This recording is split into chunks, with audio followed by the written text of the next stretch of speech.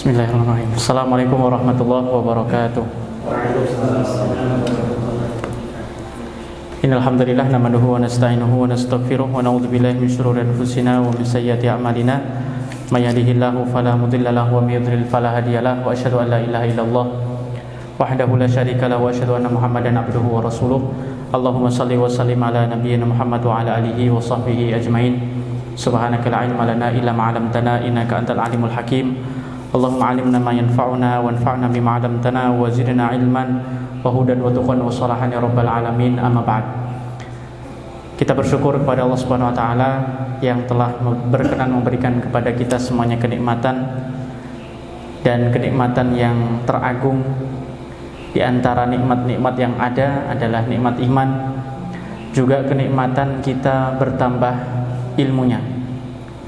Jadi semakin bertambah ilmu seseorang itu adalah nikmat yang harus kita syukuri.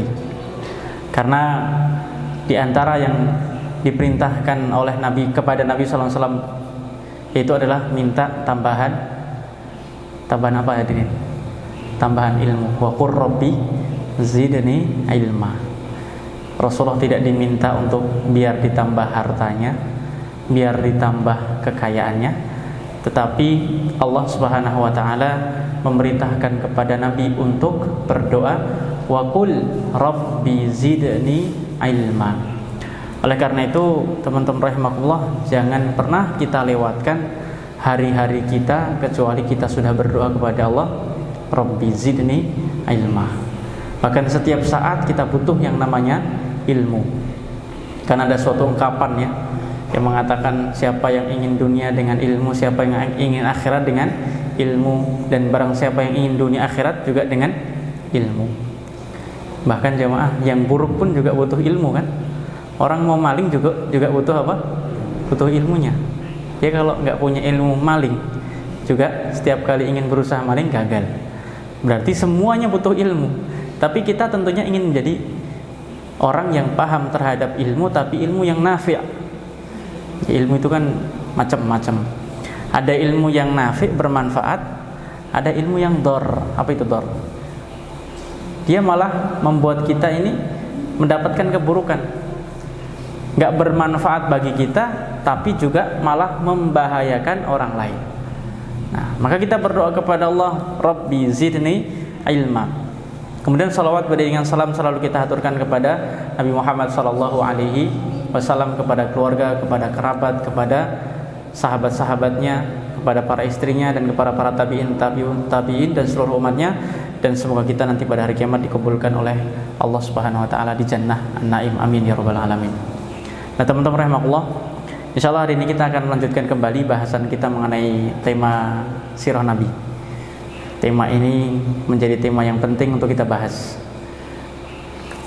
Sebulan yang lalu, tepatnya ya, sebulan yang lalu kita bahas mengenai betapa sayangnya Nabi Muhammad dengan umatnya, dengan kita semua. Jadi kita bisa katakan 1400 tahun yang lalu Nabi itu sudah ingin bertemu dengan kita. Waktu itu kan kita ceritakan ketika Nabi sedang ziarah kubur, yaitu lewat gitu ya, lewat di pemakaman Baqi, tiba-tiba Nabi mengatakan aja kepada para sahabat, sesungguhnya aku ingin bertemu dengan saudara-saudaraku. Lalu para sahabat kaget, wahai Nabi, loh kami ini kan sudah saudara-saudaramu. Terus siapa yang dimaksud dengan saudara-saudaramu itu, wahai Nabi? Nabi mengatakan, kalian itu sahabat. Kan sahabat itu orang yang bertemu Nabi, kemudian beriman kepada Nabi dan wafat dalam keadaan mukmin, itu sahabat Nabi. Kemudian Nabi mengatakan, yang aku maksud adalah mereka itu orang yang amanu bi walam yarawni. Mereka itu ya kita beriman kepada Nabi tapi kita enggak bertemu. Ada di antara hadirin yang hari ini bisa bertemu Nabi langsung? Enggak ada kan? Kita ini, kalau orang melihat Nabi dalam mimpi dikatakan sahabat enggak, teman-teman? Misalnya nih, nanti malam antum mimpi kemudian ketemu Nabi, dikatakan sebagai sahabat enggak? Enggak. Karena sahabat itu ya ketika Nabi masih hidup. Kalau sudah wafat, ketemu dalam mimpinya enggak terus dikatakan orang yang disebut sebagai sahabat Nabi SAW. Itu pembahasan sebelumnya. Hari ini kita akan coba untuk mendiskusikan tema yang lain, jemaah. Tentunya ini akan ada rentetannya terkait dengan bagaimana kondisi geografis Arab pra-Islam. Islam ini kan turun, risalah ini turun kepada Nabi yang waktu itu memang letaknya di Jazirah Arab, ya semenanjung Arab gitu kan. Kita mungkin akan bertanya-tanya, kenapa kok turunnya nggak di Jogja aja ya? Kenapa kok nggak di Indonesia Nusantara gitu ya? Kenapa kok nggak di mana? Di daerah-daerah di tempat kita lah. Indonesia kan dari ujung ke ujung kan besar banget gitu kan. Kenapa nggak turunnya dulu di Australia, di Eropa dan sebagainya? Mungkin kita akan bertanya-tanya itu. Apa sebetulnya yang menjadi alasan Allah Subhanahu wa taala menurunkan risalah ini di Arab? Nah, kan sedikit-sedikit kadang kita ini alasan untuk menolak syariat adalah dengan apa? Anti Arab ya. Dikit-dikit ini Arab, padahal jilbab pun dikatakan apa? Ini Arab, padahal jilbab itu di Arab enggak ada jemaah. Maka kita perlu ingin tahu di sini itu. Jangan mentang-mentang kita enggak suka kemudian kita apa? Langsung mengatakan ini budaya ini dan seterusnya. Enggak, kita harus tahu dulu ini seperti apa dulu kondisinya. Ya. Seperti apa kondisi geografis. Nah, nanti di sini ada penjelasan menarik terkait dengan bagaimana masyarakat Arab pra-Islam, bagaimana pemerintah ataupun apa ya, semacam kerajaan-kerajaan yang ada pada saat itu, kekuasaan yang berkuasa itu siapa saja, yang bermain itu siapa. Penting sekali untuk kita memahami ini karena kita ingin tahu kenapa Allah Subhanahu wa taala secara khusus pilihkan Arab untuk menjadi orang-orang yang meneruskan risalah ini. Jadi, kalau saya ingin tanya misalnya teman-teman yang hadir di sini, apakah semua nabi itu orang Arab? Ada yang bisa menjawab? Apakah semua nabi itu orang Arab? Hah? Gimana? Nggak tahu. Kira-kira yang pernah mungkin sebelumnya pernah kita dapatkan apa, dengar, lihat dan sebagainya. Gimana? Iya. Oh, satu ada yang mengatakan iya. Ada kubu ini yang lain.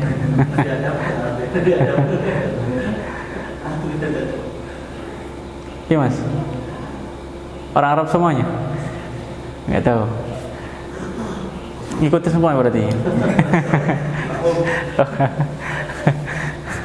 Nah, ternyata teman-teman rahimakumullah, tidak semuanya nabi itu orang apa? Orang Arab. Tidak semuanya nabi orang Arab. Jadi tidak benar kalau kita mengatakan Allah itu hanya turunkan nabi di dalam apa? Di kalangan orang-orang Arab aja. Banyak bahkan di antara mereka itu yang apa? Bukan orang Arab. Tapi kita belum bisa mengakses ya apakah ada dulu orang Indonesia menjadi nabi. Ngaku nabi banyak gitu kan. Ngaku banyak gitu kan.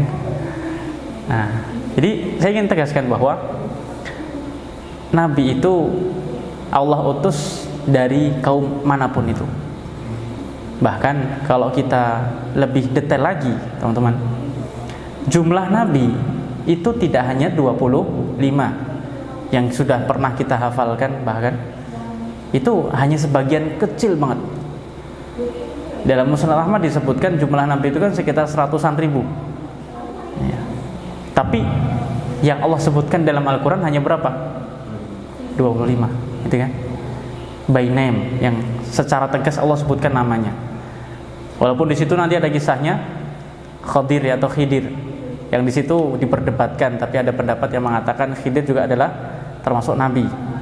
Ada yang mengatakan itu nabi, ada yang mengatakan itu orang solih aja yang Allah berikan kelebihan. Berarti lebih dari itu, teman-teman. Tapi Allah Subhanahu wa taala hanya sebutkan beberapa saja. Apa hikmahnya kira-kira? Hikmahnya adalah meskipun ya nama-nama mereka itu tidak kita kenal, bahkan tidak Allah abadikan di dalam Al-Quran, tapi amal soleh mereka tetap apa? Dikenang Allah Subhanahu wa taala. Jadi jangan khawatir jemaah kalau misalnya kita beramal dan gak ada orang yang misalnya ini mengenang kita, gak usah khawatir. Masih ada catatan malaikat yang nanti akan dibuka. Ini loh sholatmu, ini loh sedekahmu, ini loh donasimu dan sebagainya. Itu semuanya akan dicatat dan tidak ada ceritanya malaikat itu luput dari catatan itu, hadirin. Jadi ini diajarkan Hikmahnya adalah jangan pernah kita takut kehilangan pujian. Karena orang yang ikhlas itu an yastawiya adzam wal madah. Jadi mau dipuji yo biasa aja, mau dihina juga biasa aja. Siap gak kayak gitu kira-kira? Siap ya. Jadi mau muji ya silahkan aja. Dipuji tidak terbang, kemudian juga dicaci dia itu tidak tumbang gitu. Itu orang ikhlas. Dia nggak pernah mendasari motifnya dia beramal hanya karena ini dapat pujian, ini dapat, ya udah biarin aja orang lain mau ngomong apa terserah. Yang penting saya fokus menjadi bagian dari hamba Allah Subhanahu wa taala. Orang mau muji silahkan, orang nggak muji ya silahkan, karena kami hanya berharap pujian dari Allah Subhanahu wa taala. Nah, itu banyak nabi yang tidak disebutkan dalam Al-Qur'an. Agar kita semuanya belajar, teman-teman. Ikhlas itu nggak mudah. Agar kita semuanya belajar untuk menata hati. Agar kita semuanya belajar menata hati. Nah, jadi kita bisa pahami bahwa tidak semuanya nabi itu disebutkan di dalam Al-Qur'an. Ini kalau yang semuanya disebutin, itu Al-Qur'an mungkin harus berapa? Harus berapa jilid itu kan. Nah, yang segitu aja masih banyak yang belum membacanya. Yang kita nggak bicara hafal dulu ini. Itu nanti. Nah, gitu ya. Jadi itu terkait dengan muqaddimah terlebih dahulu. Jadi kita harus pahami terlebih dahulu bahwa tidak semua nabi orang Arab. Dan sebetulnya apa yang mendasari Allah Subhanahu wa taala menjadikan jazirah Arab ini sebagai tempat turunnya risalah terlebih kepada Nabi Muhammad sallallahu alaihi wasallam. Nah, kita akan coba bacakan ini teman-teman rahimahullah dari salah satu buku yang saya rasa cukup populer, yaitu Ar-Rahiq Al-Makhtum. Rahiq Makhtum ini karya Safiur Rahman Al-Mubarakfuri yang banyak sekali terjemahannya, terjemahannya sudah sangat banyak beredar. Nah, di sini hadirin rahimahullah disebutkan bahwa kalimatul Arab tunbi'u 'anis sahari wal khifar. Jadi kata Arab atau dalam bahasa Arab al-Arab itu maknanya adalah padang pasir, gurun, tempat yang luas, itu Arab. Nah, ini juga kita nanti akan mencoba menggali kenapa kalau turunkan itu di tempat yang padang pasir. Ini kalau orang mau jualan ini nggak menguntungkan gitu kan. Ya kan? Padahal peradaban besar itu biasanya mencari apa? Ada sumber air. Ini sumber airnya jauh, dekat jauh ini. Oleh karena itu kita harus pahami bahwa dulu ketika turun risalah kepada Nabi Muhammad, ada dua peradaban besar yang sudah tumbuh terlebih dahulu. Bahkan mungkin sudah ribuan tahun lebih dahulu daripada orang Arab di situ. Itu ada Persia dan Romawi. Kalau Persia itu mewakili peradaban timur, Persia dulu tempatnya di Irak ya, di apa namanya? Di sekarang Iran gitu ya. Daerah situ. Kemudian kalau yang barat, peradaban barat itu diwakili oleh Romawi, letaknya di Syam. Di Syam. Itu dulu peradaban besar. Bahkan juga kalau kita lihat peradaban yang tumbuh waktu itu pasti akan mencari dekat dengan entah itu laut atau sungai. Di Mesir itu ada sungai Nilnya. Nah, itu Mesir. Terus misalnya di Mesopotamia itu sungai Efrat dan sungai Tigris. Di situ ada dua sungai besar. Tumbuhlah peradaban. Di India ada Gangga dan Indus dan sebagainya. Tumbuh di situ peradaban. Di Mataram juga dulu ada Gajah Wong gitu kan, dekat kali itu. Di Kota Gede. Dan sini dekat sini juga pasti karena apa? Itu strategis. Karena air menjadi sumber kehidupan. Makanya teman-teman rahimahullah, Arab itu tidak menguntungkan bagi peradaban siapapun. Makanya tidak ada ceritanya orang menjajah Arab gitu kan. Ya kan? Silakan cari ya kan? Bahkan pada masa-masa sebelum Islam itu nggak ada yang menjajah Arab. Mau ngapain gitu kan? Masuk mati gitu kan. Udah. Masuk nggak bisa pulang. Karena ada gurun yang itu sudah menjadi, jadi seperempatnya ar-rubul khali. Seperempatnya itu adalah gurun pasir. Kalau dari hitung-hitungan itu nggak ada untungnya. Tapi kenapa Allah SWT pilihkan di situ, teman-teman? Padahal di timur ada Persia besar, kemudian di barat ada Romawi yang itu besar. Ternyata teman-teman ada hikmahnya. Di antara hikmahnya adalah orang-orang Arab ini yang tinggal sibuk ngurusi kambing, sibuk ngurusi hewan ternak, itu mereka jauh dari kota, jauh dari peradaban, sehingga apa? Mereka ini fitrah mereka masih terjaga, meskipun nanti dirusak aja dengan yang lainnya. Tapi daripada yang lain itu masih mending. Ini semakin kita membuka wawasan ya. Kalau kita nggak ada filter kan rusak itu. Tapi mereka ya hidupnya yang angon, wedhus, apalagi kemudian ya cuma itu ngembala kambing aja. Sehingga al-fitrah as-salimahnya masih terjaga. Fitrah mereka itu masih terjaga. Hanya saja kemudian rusak karena nggak dirawat. Tapi kalau yang di Romawi sama yang di Persia udah hancur itu. Yang Majus, yang Persia itu menyembah api. Jadi api mereka itu teman-teman rahimakumullah. Jadi di Majus itu mereka punya api yang abadi. Tapi ternyata mati kapan itu matinya? Pernah mati itu ketika lahirnya Nabi Muhammad SAW. Itu apinya mati gitu kan. Ya. Jadi itu api abadi yang selalu menyala, tapi ketika lahir Nabi Muhammad SAW apa? Mati, padam. Subhanallah. Di Persia yang besar sekali, bahkan kabilah-kabilah di sekitarnya itu tunduk, tapi juga nggak berhasil untuk bisa menguasai Arab. Mereka hidup dengan kehidupannya sendiri-sendiri, fitrah salimah mereka masih ada. Oleh karena itu teman-teman, kita itu lebih mudah ngasih tahu orang yang dia nggak tahu daripada ngasih tahu orang yang sudah tahu tapi pura-pura nggak tahu. Ini orang nggak tahu, wah dia ngerasa jahil. Tapi kalau orang yang pinter, tapi dia sengaja menyembunyikan ilmunya, ini debat dengan berepisode-episode ya, karena kesombongan sudah menutupinya, takabur. Ya, orang sombong itu kan batarul haq. Entah itu kebenarannya sudah seterang matahari, dia nggak akan terima, karena dia sudah tertutup dulu. Hatinya sudah tertutup. Dia merasa, siapa ini yang nasihatin? Wa ghamtun nas. Dan apa? Orang sombong itu kan sifatnya dua, teman-teman. Semoga kita semuanya dijauhkan dari sifat itu. Yang pertama adalah menolak kebenaran. Dia tahu ini benar, tapi ditolak. Dia tahu ini baik, tapi nggak mau dilakukan. Yang kedua adalah ghamtun nas, ngeremehin orang lain, merasa dirinya lebih hebat, merasa dirinya lebih baik. Nah, jangan. Itu adalah dua sifat mutakabbirin, orang-orang yang disebut sebagai takabur. Artinya teman-teman, fitrah salimah mereka masih terjaga, sehingga lebih mudah. Meskipun nanti di awal-awal ada penentangan gitu ya dari orang-orang Arab. Tapi kan dalam kurun waktu yang tidak lama, banyak di antara mereka yang berbondong-bondong untuk memeluk agama Islam. Dalam kurun 23 tahun itu sudah ratusan ribu orang yang masuk Islam. Dan mereka itu orang Arab tadi itu, Jazirah Arab, yang tinggalnya di gurun, yang makannya mungkin dengan kurma, minumnya dengan halib, dengan susu kambing dan sebagainya, onta. Tapi mereka memiliki fitrah salimah, fitrah yang masih bersih, fitrah yang masih suci, sehingga ketika datang hidayah mereka siap untuk menyambut. Selain itu teman-teman rahimahullah, kenapa Allah pilihkan Arab ini secara khusus?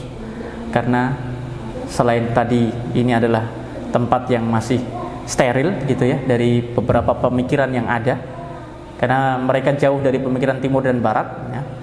Kemudian yang kedua adalah ini adalah tempat yang paling strategis, letaknya di qalbul alam, di jantung peradaban semuanya. Jadi kalau mau ke timur dekat, ke barat juga dekat.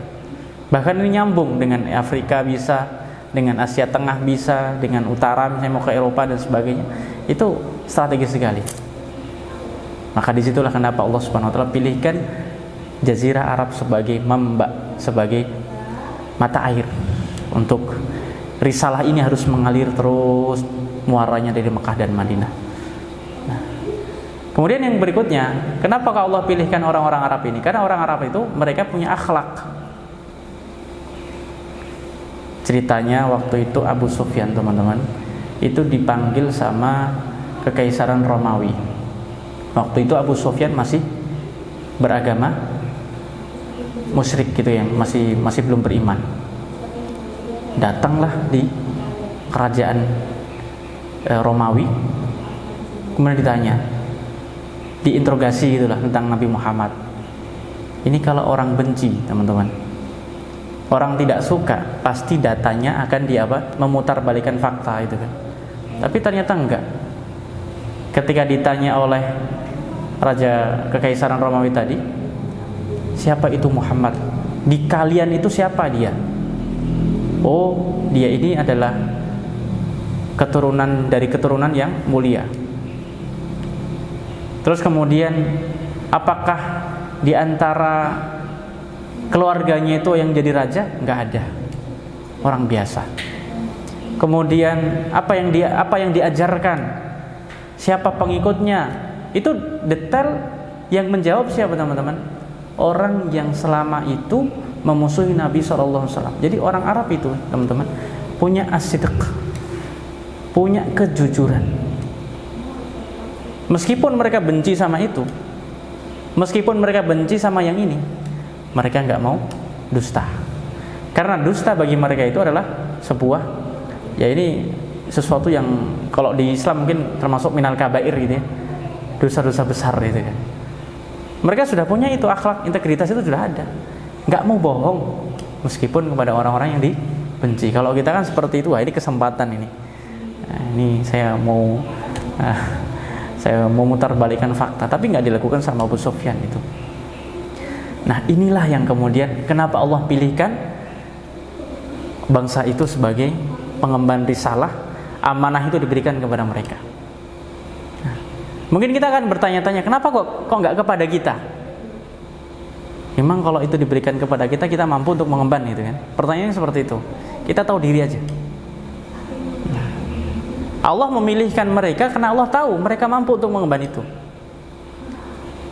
Allah melihat dalam riwayat ya, Ibnu Mas'ud mengatakan begini, Allah Subhanahu wa taala melihat hamba-hambanya dan dilihat bahwasanya hati yang terbaik itu adalah hati Nabi Muhammad SAW. Kemudian dari setelah itu hati yang terbaik adalah hati para sahabat-sahabatnya. Sehingga mereka itulah kemudian yang diberikan kesempatan oleh Allah Subhanahu wa taala untuk membersamai makhluk yang terbaik, yaitu Nabi Muhammad sallallahu alaihi wasallam. Maka tidak bisa kita mengatur Allah Subhanahu wa taala kenapa kok turunnya di Arab. Allahu a'lamu haitsu yaj'alu risalatah. Allah lebih tahu di mana risalah ini akan Allah letakkan. Allah lebih tahu di mana risalah ini akan Allah berikan kepada siapa. Ini bukan terus kemudian yang lain, ini enggak. Karena tadi sudah saya sampaikan, Allah turunkan para nabinya bukan hanya sebatas di Jazirah Arab.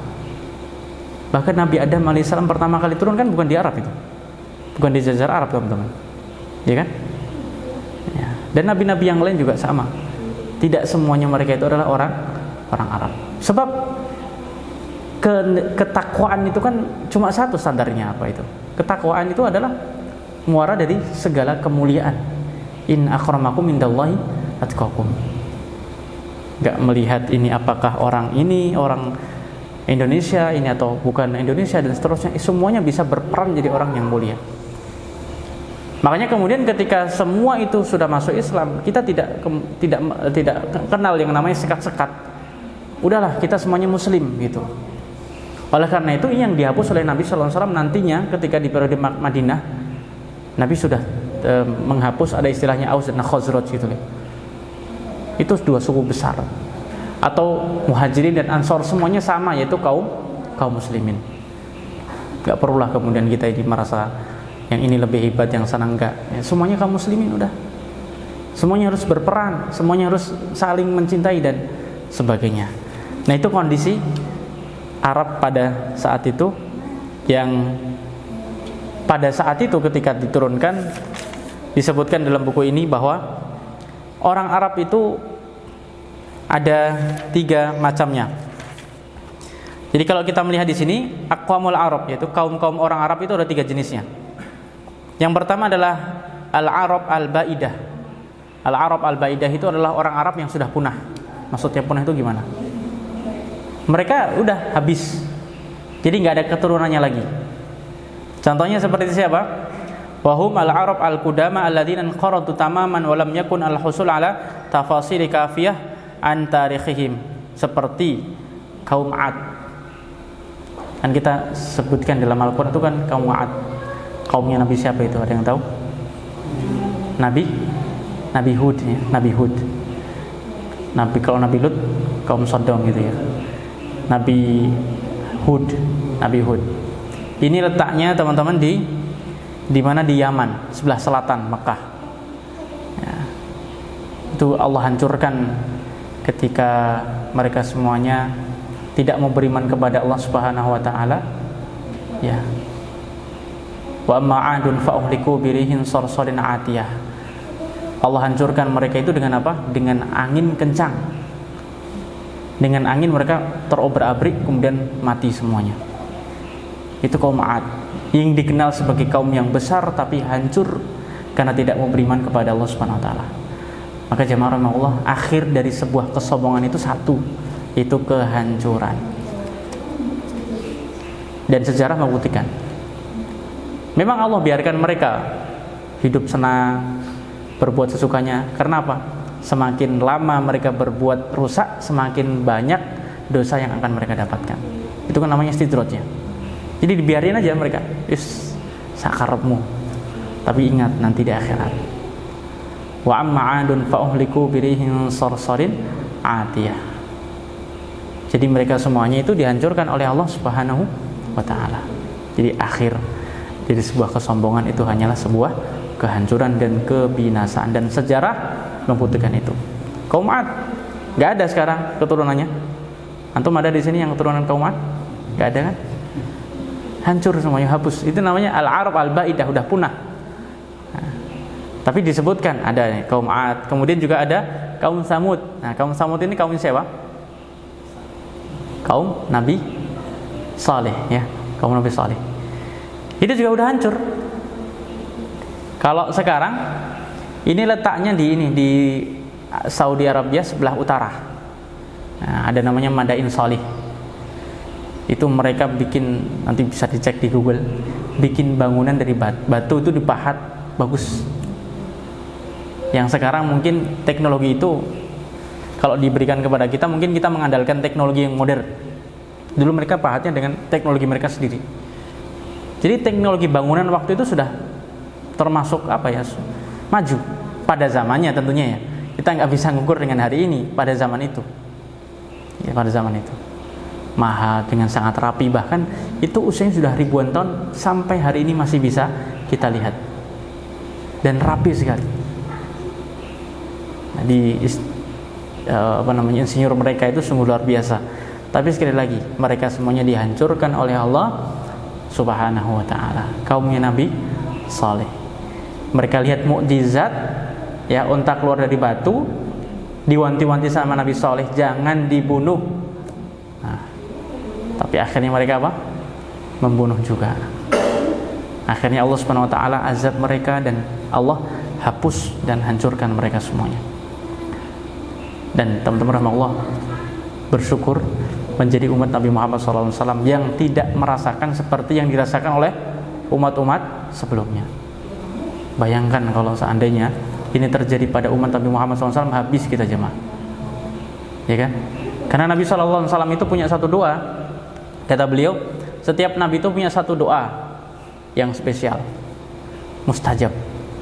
Semua Nabi sudah mendoakan umatnya, mereka hancur. Tapi aku tidak gunakan doa itu dan aku simpan nanti kapan? Di akhir kiamat sebagai syafaat bagi umatku. Ya, kurang sayang apa teman-teman Nabi Muhammad sama kita itu? Kita sebagai umat Muhammad, kita harus tahu perjuangannya seperti apa ini. Nabi itu punya satu doa yang seandainya itu digunakan, udah semua yang menghina beliau itu habis. Tapi Rasulullah sabar dan tidak menggunakan doa itu, tapi beliau rela mendapatkan tekanan, mendapatkan musibah untuk pribadinya, tapi untuk membahagiakan orang lain. Demi Allah jemaah Allah. Kalau kita mendapatkan hadis yang seperti itu, kita dengarkan hadis seperti itu, kok tidak membuat kita cinta kepada Nabi? Tanyakan kecintaan kita kepada Nabi Muhammad SAW. Jujur gak kita sama Rasulullah Muhammad SAW? Kalau kita diminta untuk berbuat taat, ini alasannya ini dan itu, nanti. Demi Allah, tanyakan kepada diri kita jemaah. Rasulullah sudah berkorban mati-matian untuk kita semuanya. Jujur gak kita dengan selama ini kita mengatakan asyhadu alla ilaha illallah wa asyhadu anna muhammadar rasulullah? Jujur gak kita dengan ucapan kita la ilaha illallah? Jujur gak dengan kita ucapan kita ketika mendengarkan nama Nabi kemudian kita mengucapkan sallallahu alaihi wasallam? Nah, jadi hadirin rahimakumullah, itu kaum 'Ad dan kaum Tsamud hancur semuanya. Tidak tersisa. Mereka hanya dikenang namanya saja. Makanya dalam Al-Qur'an itu yang disebutkan baik sama buruk. Yang baik disebutkan yang paling baik, yang buruk yang disebutkan apa? Paling buruk.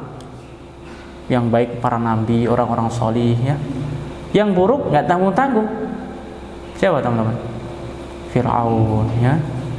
Haman, Qarun ya, itu dia. Makanya teman-teman, sebisa mungkin itu kita harus menjadi orang yang terbaik. Kita jangan pernah merasa rela dengan setengah-setengah. Kalau kita bisa melakukan lebih, yuk kita lakukan lebih. Kalau kita bisa maksimal, yuk kita maksimalkan. Karena kita ingin semangat Al-Quran itu ada dalam diri kita. Enggak ada dalam Al-Quran itu yang tanggung itu enggak ada. Yang baik, baik banget. Yang buruk, buruk banget. Tapi kan kita pengennya jadi yang terbaik, bukan yang paling buruk gitu ya. Auzubillahi min dzalik. Itu Al-Arab Al-Baidah. Jadi mereka sudah punah. Kemudian yang kedua adalah Al-Arab Al-Aribah. Nah, kalau Al-Arab Al-Aribah itu adalah Arab tulen, Arab asli. Arab asli. Kalau yang pertama tadi kan mereka bangsa Arab tapi sudah punah, sudah habis. Yang kedua adalah Al-Arab Al-Aribah, Arab asli. Maksudnya Arab asli itu gimana? Wa humul Arab al-munhadirah min sulbi Yasjub bin Ya'rub bin Qahtan wa tusamma bil Arab al-Qahtaniyah. Mereka ini adalah bangsa Arab Qahtan. Dan itu adalah orang atau bangsa Arab asli yang disebut sebagai Arab Qahtan. Jadi kalau nanti kan ada bangsa yang asalnya bukan Arab kemudian jadi Arab. Ada juga. Kalau yang pertama tadi kan sudah punah. Kan enggak ada yang abadi, teman-teman. Ada dulu bangsa yang kelihatan besar Romawi, sekarang udah nggak kelihatan. Persia juga hancur dan sebagainya. Jadi nggak perlu kita, dan jangan pernah kita sombong, teman-teman. Ya. Bahasa pun juga sama, ada bahasa yang punah, gitu kan? Tapi kenapa Allah Subhanahu Wa Taala jaga bahasa Arabnya? Karena itu adalah bahasa Al-Quran. Bahasa Indonesia ini kalaupun kita nggak jaga dan kita lebih memilih bahasa yang lain, mungkin suatu saat juga bisa hilang nih bahasa. Dan seterusnya. Semuanya itu nggak ada yang abadi. Kullu man 'alaiha fan. Jadi semua yang ada di bumi ini fan, hilang. Orang yang hari ini sehat, jangan pernah sombong. Kesehatan itu suatu saat akan Allah cabut. Yang hari ini sakit, jangan pernah putus asa, akan ada sembuh. Yang hari ini kesusahan, besok insya Allah akan bahagia. Yang hari ini bahagia jangan sombong, bisa jadi nanti Allah cabut kebahagiaan, Allah ganti dengan ujian. Jadi gak ada yang ceritanya abadi. Karena yang abadi itu hanyalah apa? Ya ketidakabadian itu. Allah Subhanahu Wa Taala tentunya, dan yang abadi adalah ketidakabadian. Kecuali Allah Subhanahu Wa Taala yang itu kekal. Kullu man 'alaiha fan wa yabqa wajhu rabbika dzul jalali wal ikram. Kemudian yang ketiga teman-teman rahimakumullah ada Al-Arab Al-Musta'ribah. Ini Arab dulunya bukan Arab tapi nikah sama orang Arab dan tinggal sama orang Arab sehingga apa? Jadi bangsa Arab. Jadi sudah lama di situ sehingga apa? Berbaur dan menjadi orang Arab. Contohnya siapa? Seperti keturunannya Nabi Ismail alaihissalam. Di situ juga Nabi Muhammad sallallahu alaihi wasallam. Yang pertama tadi Al-Arab Al-Baidah yang sudah punah. Kemudian yang kedua ada Al-Arab Al-Aribah, Arab asli tulen. Dan yang ketiga adalah Al-Arab Al-Musta'ribah, yang mereka ini berinteraksi, kemudian mereka ini berbaur dengan orang Arab, lalu mereka pun berbahasa Arab, kemudian juga melakukan aktivitas-aktivitas atau kebiasaan-kebiasaan orang Arab. Nah, ini juga dari sinilah lahir Nabi Muhammad Sallallahu Alaihi Wasallam. Mereka semuanya berpencar dulu jemaah. Terlebih ketika pada peristiwanya hancurnya bendungan Sabak itu ya, Ada bendungan di Yaman yang dulu itu sempat hancur, otomatis mereka semuanya pindah dari Yaman, kemudian pindah ke beberapa tempat untuk mencari kehidupan tentunya, karena di situ sudah tidak bisa ditinggali. Nah, ini beberapa kondisi sosial dan geografis masyarakat Arab pada saat itu. Nah, begitu juga misalnya ketika Nabi Muhammad SAW jauh sebelum beliau lahir, kita lihat Mekah itu kan dulu menjadi tempat yang sangat-sangat tidak dikunjungi oleh siapapun. Bahkan ketika Nabi Ibrahim alaihissalam itu datang ke Mekah, itu kan nggak ada kehidupan. Fi wadib ghairi zar'in inda baitikal muharram, di lembah yang nggak ada tumbuhan, nggak ada orang. Ditinggal di situ istrinya bersama dengan putranya Ismail masih kecil. Suaminya kemudian balik kemana? Palestina. Ibrahim balik ke Palestina untuk berdakwah. Ketika mau ditinggal, istrinya bertanya, wahai Nabi Ibrahim, man amaraka bihadza, siapa yang perintahkan engkau untuk melakukan ini? Tega-teganya ini kan, meninggalkan kami sendirian di sini, bekalnya cuma sedikit, ini berapa hari habis. Tapi kemudian Nabi Ibrahim mengatakan, Allah yang memerintahkanku. Respon istrinya apa teman-teman? Udah, kalau yang memerintahkan Allah, pasti kita tidak akan disia-siakan oleh Allah Subhanahu wa taala. Makanya teman-teman, kalau kita ini sudah berbuat taat, yakin Allah yang akan nanggung kita. Kalau Allah Subhanahu wa taala ini sudah kita maksimal beribadah, yakin hidup kita itu gak usah kita pikirkan. Allah yang nanti akan mengatur dan memberikan semuanya untuk kita semua. Tapi syaratnya apa? Tugas kita harus kita selesaikan. Jangan banyak berharap kepada Allah Subhanahu wa taala, kalau kita dikasih tugas itu nggak dikerjakan. Udah, kalau kita sudah beres dengan urusan akhirat, urusan dunia kita itu akan diatur oleh Allah Subhanahu wa taala. Yakin teman-teman. Keindahan, keajaiban semuanya itu akan Allah atur. Wa may yattaqillah yaj'al lahu makhraja wa yarzuqhu min haitsu la yahtasib. Udah. Ngapain kita memikirkan apa yang harus kita dapatkan? Itu sudah hak kita. Tapi kewajiban kita adalah takwa dan beribadah kepada Allah Subhanahu wa taala. Kita mulai pelan-pelan.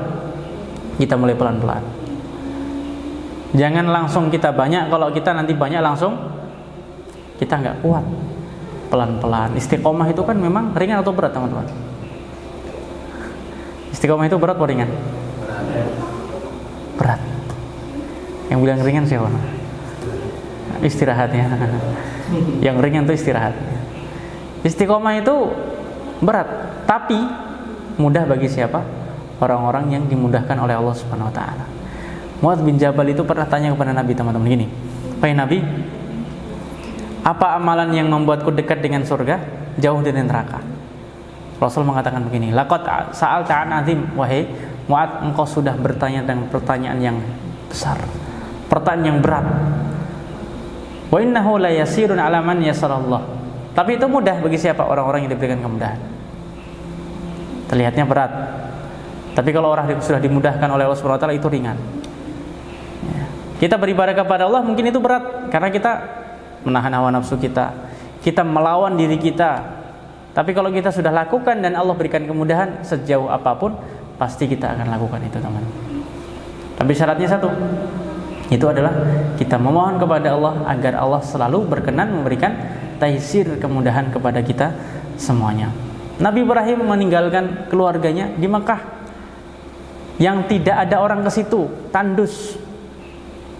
Tapi keyakinan seorang bunda dari Ismail tadi yang kemudian mengabadikan ceritanya itu sampai sekarang masih bisa kita kenang.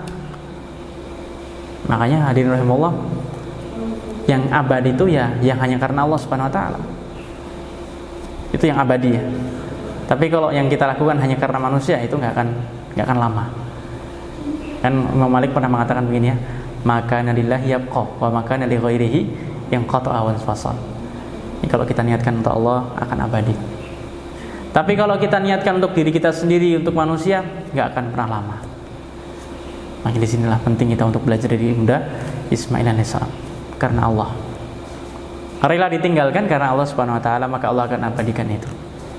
Makanya orang Sa'i itu kan juga mengambil kisah dari siapa? Perjalanannya ibunda Ismail alaihissalam ketika bolak-balik cari air nggak ada. Kita sekarang ingin menapak tilas apa yang dilakukan oleh ibunda Ismail alaihissalam saat di lembah Mekah. Nah, ini terkait dengan aqwamul Arab, orang-orang Arab pada zaman itu. Kemudian kita lanjutkan, hadirin rahimakumullah. Nabi SAW bersabda, Innallaha astafa min waladi Ibrahim Ismail. Sesungguhnya Allah SWT memilih dari keturunan Ibrahim Ismail. Nabi Ibrahim kan putranya nggak cuma satu, Ismail, ada Ishak dan lain. Tapi kemudian dari keturunan yang banyak itu Allah pilihkan Ismail.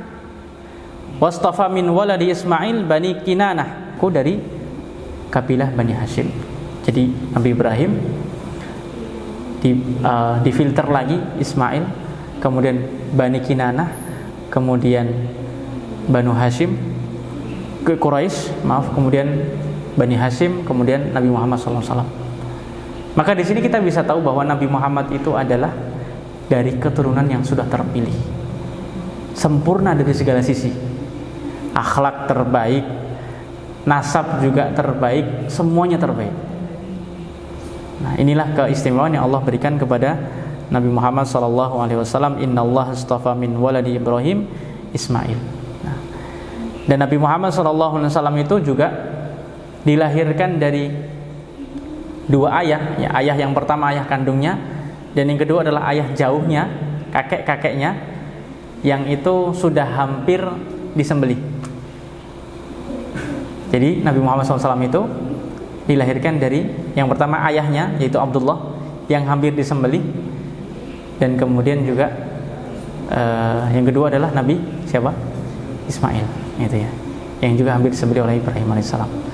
Abdullah juga pernah hampir mau disembelih oleh Abdul Muthalib.